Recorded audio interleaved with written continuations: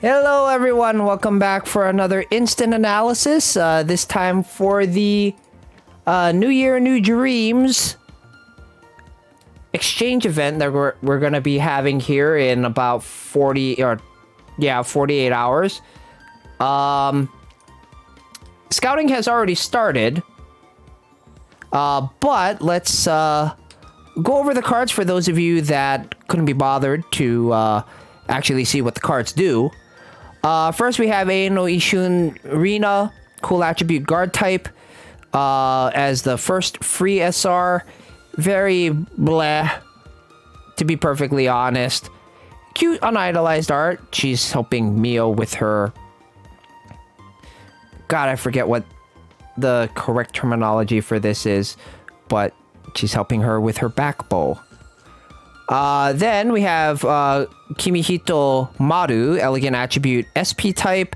Stats are really bad. Kit for the type, for the card itself is very bad. Yeah, the bow on the back of the kimono, yeah. Then the free UR is a lady in Spring Sun Pomu. Ayumu. Whatever you want to call her. 10,530 base appeal, 9628 base stam, 9927 base tech. Voltage boost tap active, but because it is an event card, it is a weaker voltage boost tap active at max skill level, 35% versus the normal 42%. Was it 42? No, 42 is fest cards. Right? 42 is fest cards.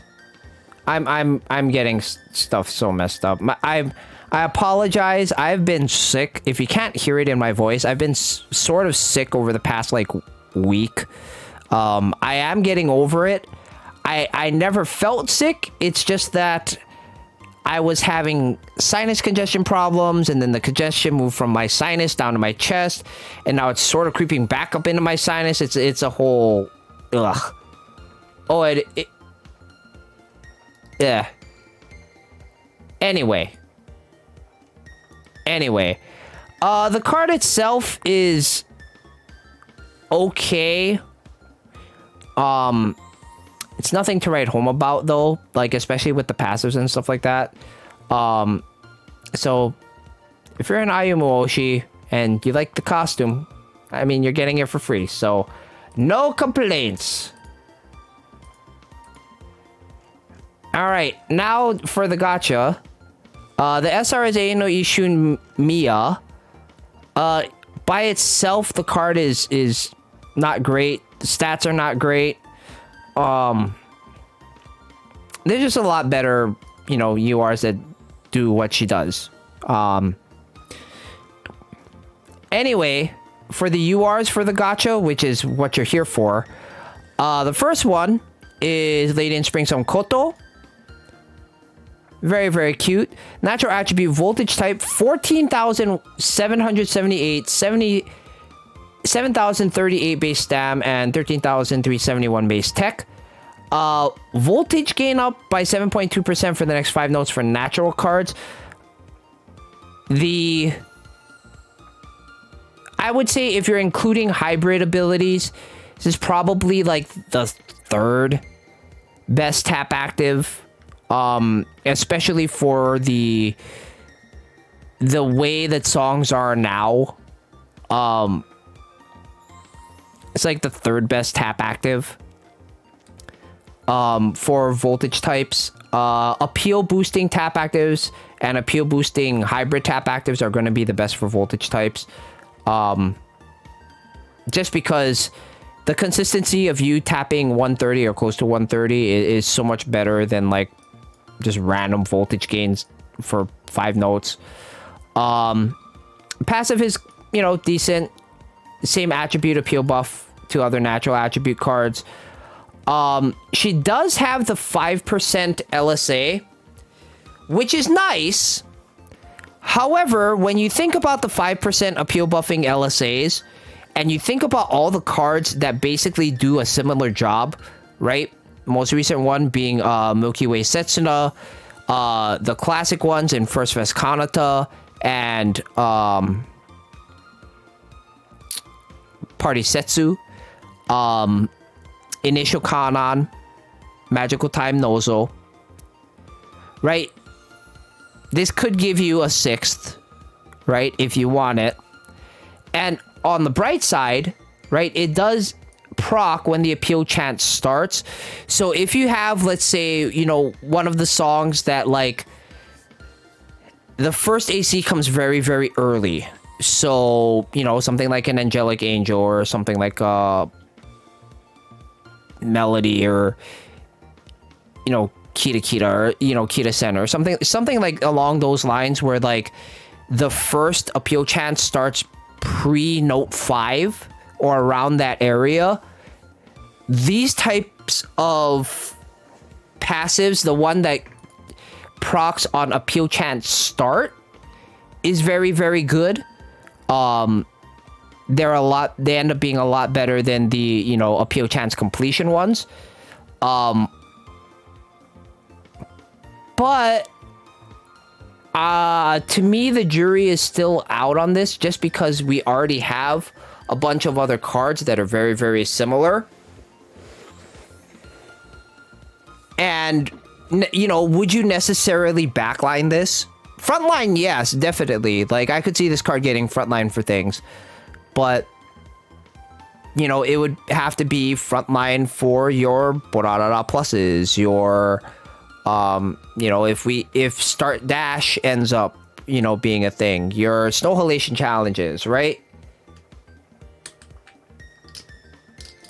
Clown says Koto is useful Borarara plus, like we just mentioned, and Snow Halation challenge, you do 50% Muse debuff. Yeah, so, you know, if you have, you know, you could run this with Second Fessadine and, you know, Party Ellie, stuff like that.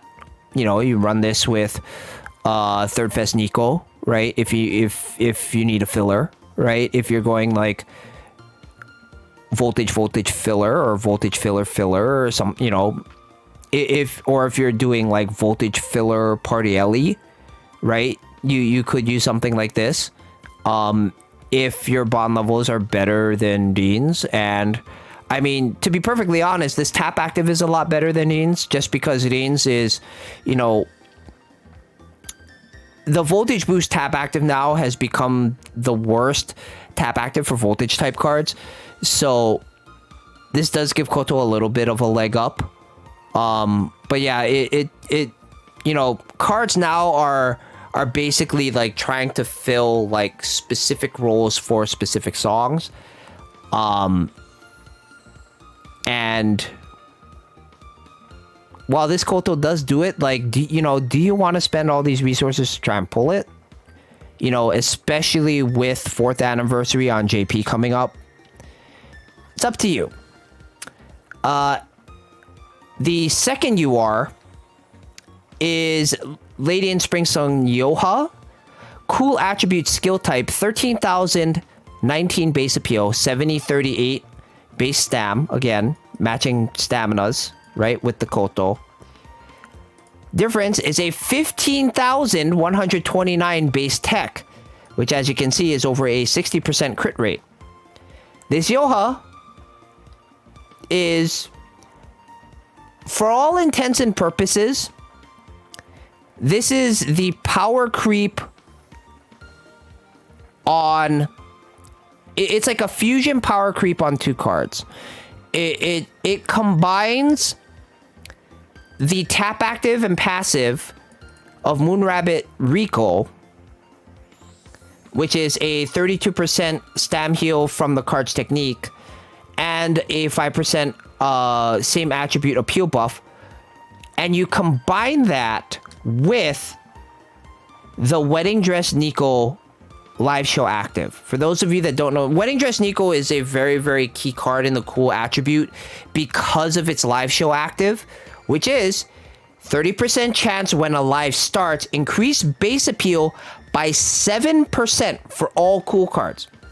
So what you're going to see happening is people with very, very strong cool attribute formations are going to go after this card and try to see if they can get the runs where... So they have a cool attribute frontline, whatever the frontline is. The backline ends up being Party Setsu,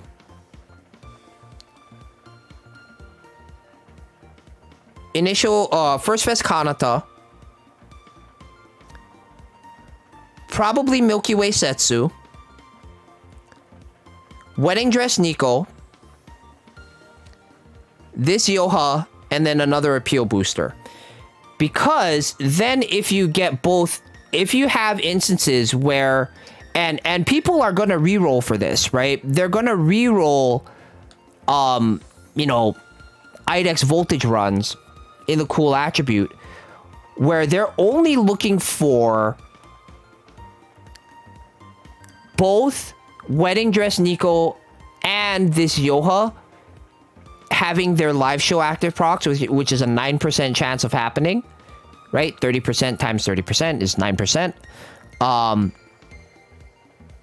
So basically 1 out of every 10 runs. And then once they get the double proc on the live show actives, then that's when they continue their run and hope to score very, very well, right? Because just think of that, right? Right out of the gate,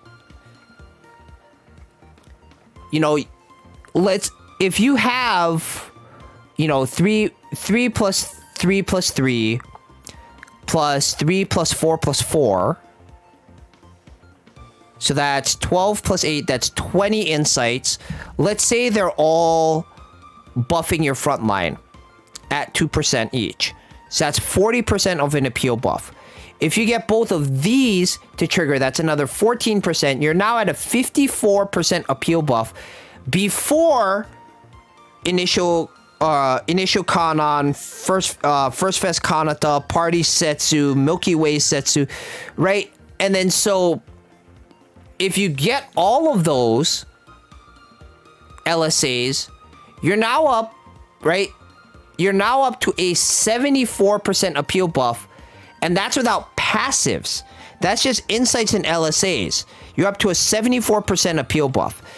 So if you know they are the correct passives, you're looking at, you know, over 100% appeal buff for your cool attribute strategy if everything lines up well for you, you know, within the first, you know, 20-25 notes. It's insane how much of an appeal buff that you can get now in the cool attribute. So it's something you really, really need to kind of be on the lookout for.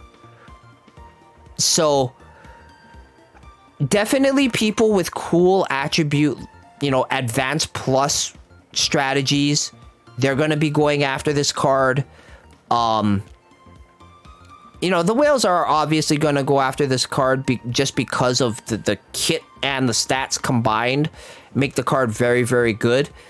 But, you know, if you're a like a lay person, if you're free to play, or you're you know, you're getting ready to kind of step into like competitive and stuff like that, both of these cards, you don't necessarily need them as of this moment. You know, I would say the best hope for you is if you happen to have 500 page gems and you do the free 10, the page gem 10 roll, and you try to get it there. If you don't get it there, save the shiny quartz. And then the next best thing would be to, I would honestly say, pray and hope that these cards are in the 4th Annie bundle.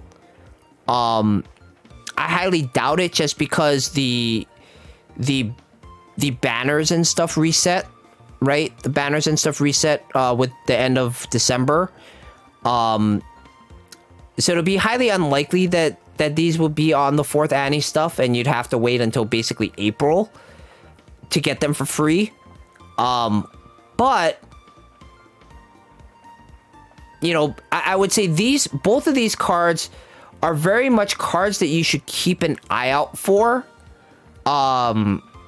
later on, you know, 4th Annie and beyond. So just keep an eye out for an eye out for these cards if you're not pulling them. Both of these cards are very, very good in their own way, which makes, you know, 2 events in a row now where the event gacha cards have been pretty dang good. Hopefully that's not a forebearer of things to come, but we shall see. Anyway, that'll be it for this instant analysis. Come join us on Twitch, twitch.tv/IamTheShaz. And until next time, we'll see you all later. Take it easy, everyone. Bye!